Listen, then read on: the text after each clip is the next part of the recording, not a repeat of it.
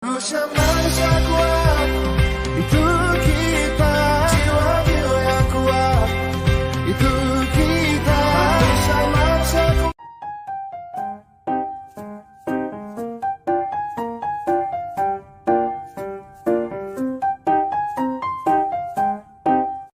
Autisme adalah gangguan perkembangan saraf yang ditandai dengan dua ciri khas utamanya, yaitu yang pertama adalah gangguan interaksi dan juga komunikasi sosial, dan yang kedua adalah melakukan hal yang diulang-ulang dengan intensitas yang tidak wajar. Contohnya adalah biasanya sering sekali melirik ke atas terus.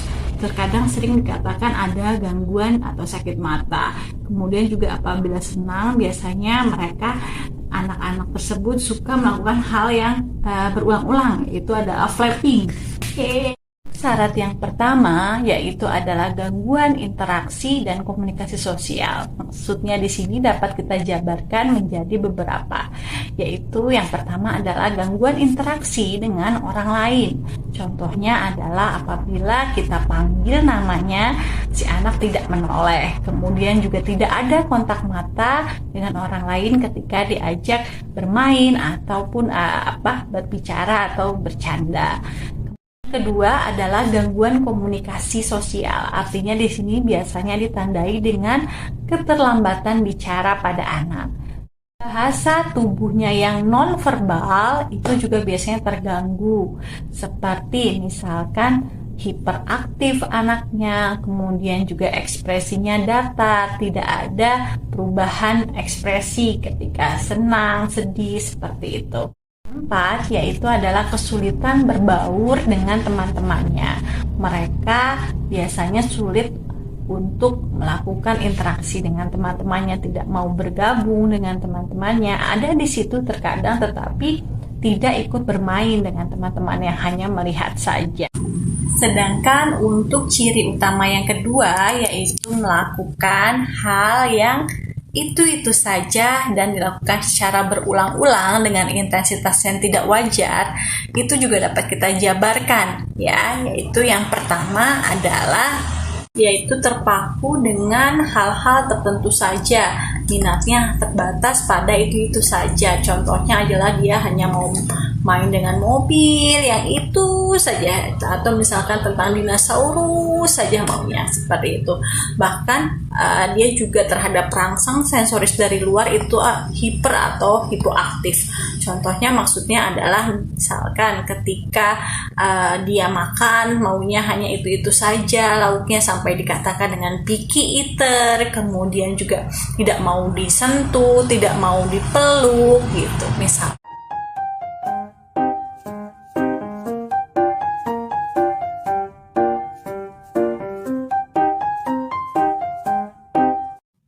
Autisme itu berbeda dengan ADHD ya. ADHD tidak dapat didiagnosa pada usia kurang dari 4-5 tahun. Artinya ADHD itu baru bisa tegak diagnosanya ketika anak-anak usia prasekolah, yaitu sekitar 4-5 tahun. Sedangkan autisme sudah bisa dideteksi jauh sebelum itu. Walaupun memang ketika usianya sudah lebih besar, lebih dewasa, sekitar 4-5 tahun, itu dapat terjadi masalah berbarengan, yaitu ADHD iya, kemudian autisme juga iya, yang biasanya itu akan lebih sulit penanganan.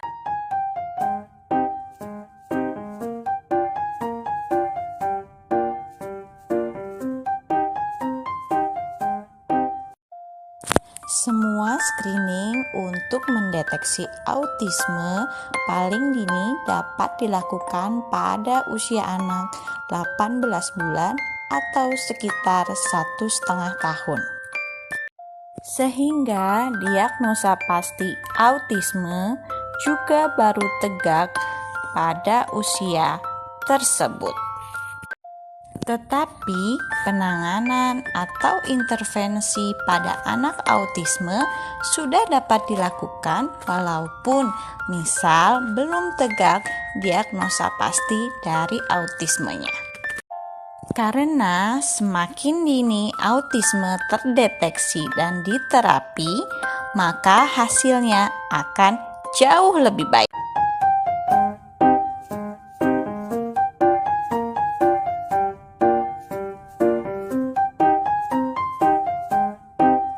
Ada beberapa red flags atau gejala-gejala dari autisme yang dapat kita ketahui sejak dini atau saat sebelum bisa ditegakkan diagnosa atau screening, yaitu pada usia 18 bulan, kurang dari 18 bulan sudah mulai ada tanda-tandanya, yaitu 1 tahun dia belum bisa menunjuk. Kemudian yang kedua yaitu umur 16 bulan mereka belum dapat mengeluarkan kata-kata yang berarti.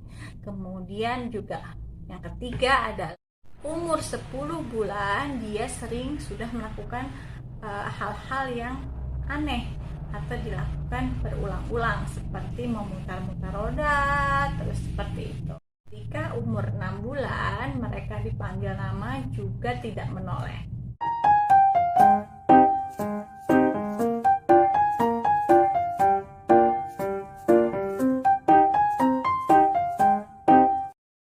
Usia 6 bulan terkadang tidak menoleh ketika dipanggil, itu bisa jadi autisme ataupun bukan, tapi harus tetap berhati-hati.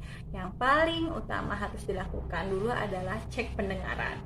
Apakah pendengaran dari bayi tersebut normal atau tidak. Artinya kalau misalkan normal, maka kita harus screening lebih lanjut ada tidaknya mengarah pada autisme.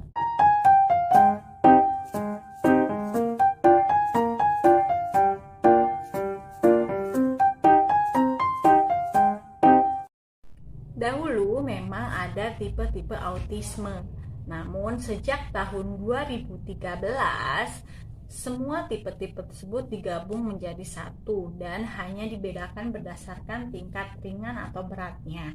Nah, tingkat ringan atau beratnya ini yaitu bergantung pada seberapa banyak mereka membutuhkan bantuan dalam sehari. Artinya ketika masih sangat kecil, bayi, kemudian atau balita itu masih susah untuk diukur ya, karena mereka pasti masih dependent sekali atau membutuhkan orang lain sekali. Artinya pada saat usia-usia tersebut, nah kita tidak memikirkan autisme tersebut ringan ataupun berat. Semua tetap diterapi, semua tetap diintervensi.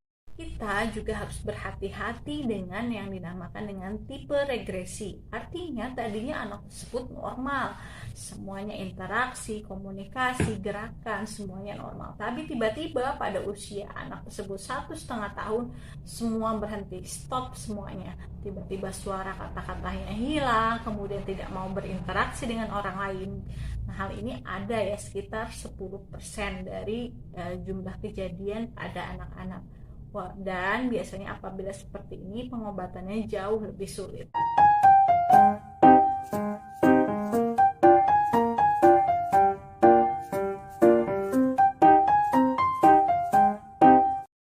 Penyebab autisme sayangnya sampai saat ini belum diketahui secara pasti.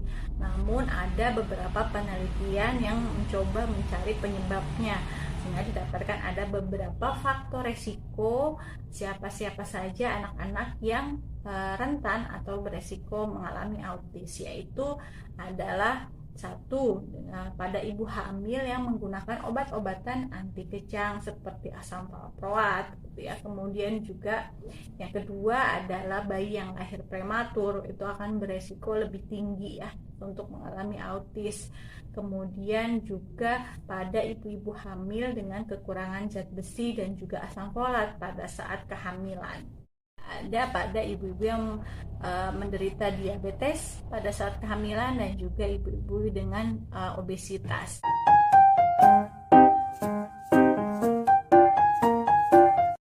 Tapi deteksi dini autis pada usia kehamilan atau pada saat anak masih di dalam kandungan itu biasanya tidak dilakukan ya, atau memang belum ada, hanya dilakukan atau bisa dikerjakan yaitu pada kehamilan atau curiga bayi ada masalah cacat dan lain sebagainya karena gangguan kromosom.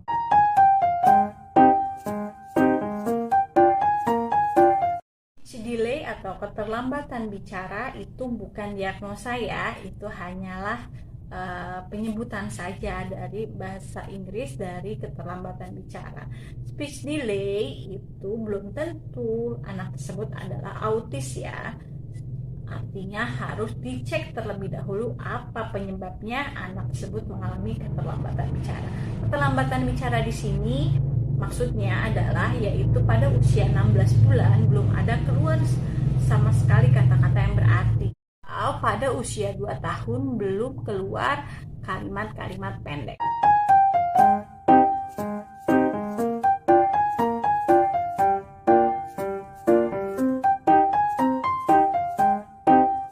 Dulu ada kecurigaan bahwa vaksin merupakan salah satu penyebab atau faktor resiko dari terjadinya autis, tapi setelah dilakukan banyak penelitian di luar negeri itu mengatakan bahwa tidak ada hubungan antara pemberian vaksin dengan autis.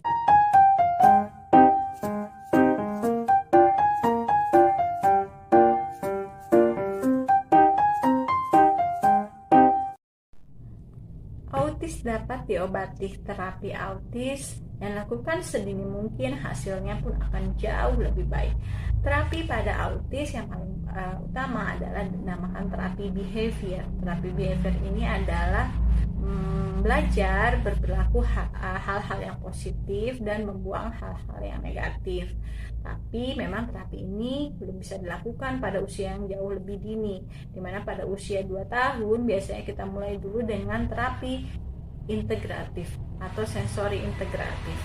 Artinya yaitu belajar dengan cara bermain, belajar berinteraksi dengan orang lain, dan yang paling penting yaitu memberikan apresiasi ketika anak tersebut ada kemajuan, ada keberhasilan.